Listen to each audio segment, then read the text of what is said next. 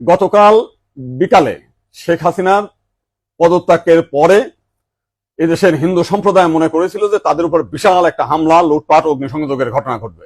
কিন্তু গতকাল বিকালেই বিএনপি এবং জামাতের নেতারা তাদের নেতৃবৃন্দকে হিন্দুদের বাড়িতে হামলা, লুটপাট, অগ্নিসংযোগ যাতে না হয় এবং প্রত্যেক মন্দিরে যাতে পাহারা দেয় সেই ব্যবস্থা করার নির্দেশ দেয়। এবং গতকাল থেকে আমরা দেখেছি সেই পাহারা দিয়েছে।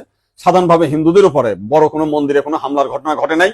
কিছু আওয়ামী লীগের হিন্দু নেতা আছে যারা বিভিন্ন সময় লম্পঝম্প করেছিল, তাদের বাড়িতে, শুধু হিন্দু বাড়ি না, মুসলিম আওয়ামী লীগ নেতাদের বাড়িতে হামলা হয়েছে, লুটপাট হয়েছে এবং সামান্য কিছু সুযোগ সন্ধানী এলাকা ভিত্তিক তারা কিছু সামান্য মন্দিরে হামলা করেছে, সেটা ব্যাপক বিষয় না। কিন্তু আমরা দেখলাম যে ভারতের রিপাবলিক এইটাকে নিয়ে ব্যাপকভাবে রিউমার ছড়াচ্ছে, নানান কিছু মিলে উদ্ভট কথাবার্তা বলছে।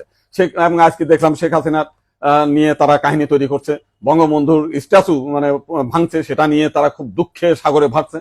আমার এক সাংবাদিক ফোন দিয়েছিলাম, তাদের বলেছি যে আপনারা যদি শেখ হাসিনার জন্য যদি এত কান্না আপনাদের মধ্যে আসে, তো শেখ হাসিনা ভারতে গিয়েছে, আপনারা ভারতের প্রধানমন্ত্রী নরেন্দ্র মোদীকে সরিয়ে শেখ হাসিনাকে আপনারা প্রধানমন্ত্রী হিসেবে ঘোষণা করেন, সে ভারতও রক্ষা করতে পারবে, তা আপনার সেভেন সিস্টারও রক্ষা করতে পারবে। আপনারা তো প্রতিদিন বলতেছেন যে শেখ হাসিনা না থাকলে ভারতে সেভেন সিস্টার থাকবে না। তো এইবার আপনাদের একটা বিশাল সুযোগ আছে, আপনারা শেখ হাসিনাকে ভারতের প্রধানমন্ত্রী করেন।